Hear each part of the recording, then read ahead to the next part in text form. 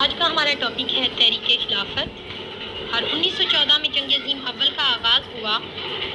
تحریک خلافت کی بنیاد کیوں رکھی، کب رکھی، تو اس کو آج ہم تفصیلاً پڑھتے ہیں کہ 1914 میں جب جنگ عظیم اول کا آغاز ہوا تو ایک طرف برطانیہ تھا تو دوسری طرف جرمنی۔ کچھ برطانیہ کے اتحادی تھے اور کچھ جرمنی کے اتحادی۔ اب جرمنی کے اتحادیوں میں ترکی بھی شامل تھا۔ ترکی وہ ملک تھا جہاں پہ دنیا بھر کے مسلمانوں کا مرکز مانا جاتا تھا، اور ترکی کے خلیفہ کو برصغیر، خصوصاً برصغیر کے لوگ جو تھے اپنا خلیفہ تسلیم کرتے تھے، اور مسلمانوں کے مقدس مقامات وہاں پہ تھے، قبلہ اول وہاں پہ تھا۔ تو ترکی نے جرمنی کا ساتھ دیا، تو برطانیہ کے ساتھ بھی اتحادی تھے۔ اور جب جنگ عظیم اول کا آغاز ہوا تو برطانیہ نے اس وقت، چونکہ برصغیر پہ برطانیہ کی حکومت تھی، تو وہ بہت سے مسلمان سپاہیوں کو ساتھ لے گیا جنگ میں۔ تو مسلمانوں نے اپنی کچھ ڈیمانڈز رکھی تھی کہ اگر ترکی یا جرمنی کو اگر شکست ہوتی ہے تو اس کے اتحادیوں میں ترکی ہے تو اس کے ساتھ ویسا سلوک نہیں کیا جائے گا جو باقی کے ساتھ کیا جائے گا۔ تو اس وقت برطانیہ نے ان کی یہ ڈیمانڈ جو ہیں وہ ایکسیپٹ کی، اور جب جنگ ختم ہوئی تو برطانیہ نے وہی سلوک ترکی کے ساتھ اور دیگر اتحادیوں کے ساتھ کیا جو اس نے جرمنی کے ساتھ کیا۔ تو مسلمانوں نے وہ یادداشت پیش کی اور اس کی یاد کروائی گئی کہ آپ نے کیا وعدہ کیا تھا برطانوی گورنمنٹ نے۔ تو انہوں نے کہا کہ ایسا نہیں ہو سکتا، جو حال برطانیہ کا ہوا ہے، جرمنی کا ہوا ہے، وہی اس کی اتحادیوں کا ہوگا۔ تو اس طرح جو ہے اس کے لیے پھر مسلمانوں کو اس کی ضرورت محسوس ہوئی کہ وہ ایک الگ تحریک قائم کریں، اور اس کے اسباب کیا تھے یہ جیسے ہم نے پہلے ڈسکس کیے ہیں، یہ ساری اس کے اسباب وجوہات تھیں۔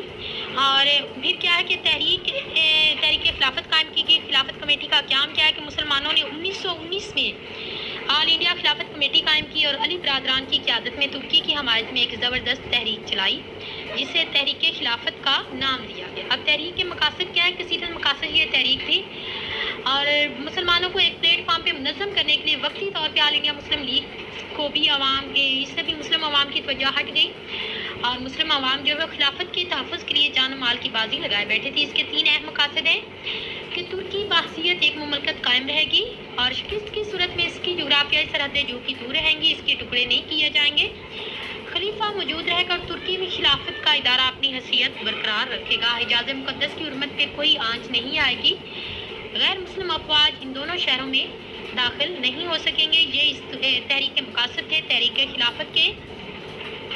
تحریک کے قائدین کون تھے؟ مولانا محمد علی جوہر، مولانا شوکت علی اور مولانا حضرت موہانی، مولانا ظفر علی خان، ابوالکلام آزاد اور حکیم اجمل جو ہیں یہ اس کے اہم قائدین میں تھے۔ تحریک کی سرگرمیاں کیا ہیں کہ وقت خلافت 1920 مارچ میں مولانا محمد علی جوہر کی قیادت میں ایک وفد برطانیہ اور دیگر یورپی ممالک میں گیا، اور مولانا عبدالباری، مشیر حسین قدوائی اور مولانا سلمان ندوی اس میں شامل تھے۔ وفد نے اپنا موقف بڑی جرأت سے بیان کیا، لیکن متعصب برطانوی وزیر اعظم نے مطالبات کو ماننے سے صاف انکار کر دیا، اور برصغیر کے چھوٹے اور بڑے قصبوں میں بڑے جلوس نکالے گئے، جلسے منظم کیے گئے، ہڑتالیں کی گئی، اور ترک بھائیوں کے لیے برصغیر سے ڈاکٹر اور نرسوں کے گروپ ترک مجاہدین کے لیے بھیجے گئے، ادویات بھیجی گئی، کرنسی سونا اور چاندی کی صورت میں ترکی کی مالی امداد بھی کی گئی، اور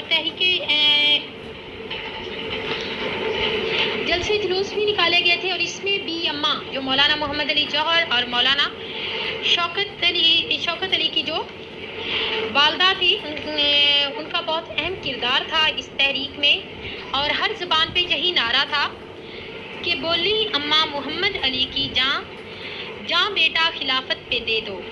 اب تحریک خلافت میں اگر دیکھا جائے تو مسلم صحافت کا بھی بہت اہم کردار ہے۔ مولانا ظفر علی خان زمیندار، مولانا ابوالکلام آزاد جو جس کے بانی تھے الہلال، اور مولانا محمد علی جوہر جو کامریڈ اور ہمدرد اخبار کے بانی تھے، انہوں نے مسلم عوام کے دلوں میں اخبار کے ذریعے، صحافت کے ذریعے ایک طوفان برپا کیا ہے، اور انہوں نے بہت اہم کردار ادا کیا اس میں۔ اور گاندھی جی کا کردار ہے اس میں کہ گاندھی اس وقت 1916 کے اتحاد میں مسلمان اور ہندوؤں نے مل کے کام کیا، تو گاندھی جی نے تحریک خلافت میں مسلمانوں کا ساتھ دیا، اور جب انہیں دیکھا کہ وہ مسلمانوں کا اپنے مقاصد کے لیے استعمال کر سکے ہیں، اور انہوں نے کھلم کھلا تحریک خلافت کی حمایت بھی کی، برطانیہ کی حکومت جو ہے ان کے خلاف کام کیا، جلوسوں میں شرکت کی، اور مسلمانوں کو بھرپور تعاون کا یقین دلایا۔ اور انڈین نیشنل کانگریس نے گاندھی کے ایما پہ تحریک کا پورا ساتھ دیا۔ جنگ عظیم اول کے دوران تحریک عدم تعاون، تحریک ترک موالات اور سول نافرمانی کی تحریک شروع کر رکھی تھی اور تحریک خلافت کی حمایت کر کے وہ مسلمانوں کو اپنی تحریکوں میں شامل کرنے میں کامیاب ہو گئے تھے۔ اور اس نے مسلمانوں کو یہ بھی مشورہ دیا کہ سول نافرمانی کی تحریک قائم کی جائے اور حکومت نے جو القابات دیے اسے واپس کیا جائے، ملازمتیں چھوڑی جائیں، تعلیم چھوڑ دی جائے، گرفتاریاں دی جائے اور محصول دینے سے انکار کیا اور حکومت کی جانب سے ملنے والی مالی امداد لینے سے بھی انکار کر دیا۔ اپنا گھر بار چھوڑ کے افغانستان یا ایران دوسرے ملک میں ہجرت کر جائیں، لیکن بدقسمتی سے مسلمان جو ہیں وہ گاندھی کی سازش کو نہیں سمجھ سکے اور مسلمانوں کی معیشت، تعلیم اور سماجی حالت پہ بے حد برا اثر پڑا۔ لاکھوں مسلمانوں نے اپنا گھر بار بیچ کے افغانستان کی طرف ہجرت کی، لیکن حاکمیہ افغانستان نے انہیں داخل ہونے کی اجازت نہیں دی۔ مجبوراً مسلمان واپس آئے جہاں بربادی، بھوک اور بدحالی نے ان کی منتظر تھی اور بے پناہ نقصان اٹھانے کے بعد مسلمانوں کی آنکھیں کھلی اور انہیں گاندھی کا اصلی چہرہ پہچاننے کا موقع ملا۔ اور تحریک کا انجام کیا تھا؟ پھر انجام میں جانے سے پہلے ہم اس کے جو کرونالوجیکل آرڈر سے کچھ چیزیں دیکھ لیتے ہیں کہ کس طرح انہیں اس پہ سودیشی تحریک چلی تھی، جس کا مقصد ولایتی کپڑوں کا بائیکاٹ اور دیگر دیسی کپڑوں کا استعمال تھا۔ اور جامعہ ملیہ کا قیام ہے۔ مولانا محمد علی جوہر نے علی گڑھ کالج کی انتظامیہ سے سرکاری امداد نہ لینے کی اپیل کی اور اس کے انکار پہ آپ نے کالج پہ دھاوا بول دیا اور بہت سے طلباء اور اساتذہ کو ساتھ ملا کے آپ نے جامعہ ملیہ اسلامیہ کی بنیاد رکھی۔ تحریک ہجرت ہے جو اس میں ہندوستانوں کو دارالحرب قرار دیا، جو ہم نے پہلے ڈسکس کی ہے۔ موپلا بغاوت ہے۔ مشرقی ساحل پہ مالابار کے علاقے میں عربی نسل کا یہ قبیلہ آباد تھا۔ موپلوں نے تحریک خلافت میں سرگرمی سے حصہ لیا اور بغاوت کر دی اور انگریزوں نے بغاوت کو کچلنے کے لیے انتہائی سختی سے کام لیا اور ہزاروں موپلوں کو شہید کر دیا تھا۔ نیکسٹ کیا ہے کہ مقدمہ بغاوت ہے۔ 18 جولائی 1921 میں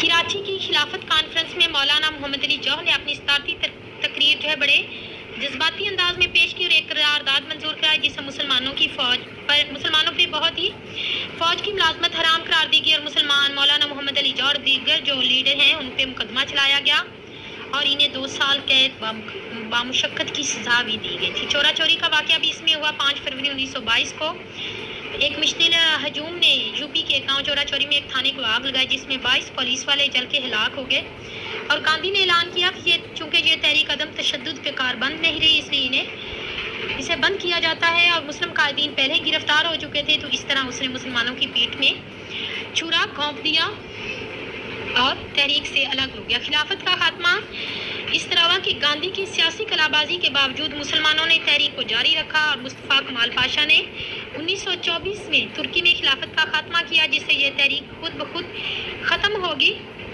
اور برصغیر کے مسلمانوں کی تمام قربانیاں رائے گاں گئی۔ تحریک خلافت کی ناکامی کے جو اسباب ہیں وہ کیا تھے کہ وفد خلافت کی ناکامی تھی۔ 1920 میں مولانا محمد علی جوہر کی قیادت میں برطانیہ میں ایک جو وفد کیا تھا اس نے حکومت کو تحریک خلافت کے مقاصد سے آگاہ کیا اور اس کی حمایت حاصل کر سکے، لیکن وفد نے جو ہے وہ ناکام لوٹا اور حکومت نے حکومت کے سامنے ان کی سنوائی نہیں ہوئی۔ تحریک ہجرت کی جو ناکامی تھی کہ افغانستان نے اپنا بارڈر نہیں کھولا اور مسلمان جو اپنا گھر بار چھوڑ چکے تھے ان کو بہت زیادہ ناکامی ہوئی اور جو ان کی معیشت اور معاشی اور جو لحاظ ہے وہ بہت ہی نیچے چلے گئے۔ مسلمان قائدین کی گرفتاریاں ہو چکی تھیں، علی برادران اور جو گرفتار کر لیے ان کی گرفتاری سے بھی تحریک بہت متاثر ہوئی کیونکہ وہ قائدین نہیں رہے تھے اور اس کو پراپر جو لیڈ کرنے والا نہیں تھا۔ گاندھی کی سیاسی کلابازی تھی۔ معمولی واقعے کو بنیاد بنا کے تحریک خلافت کے خاتمے کو یک طرفہ اس نے اعلان کر دیا جس سے تحریک جو شدید متاثر ہوئی۔ ترکی میں خلافت کا اس طرح خاتمہ ہوا۔ مسلمانوں نے خلافت کے لیے بے شمار قربانیاں بھی دی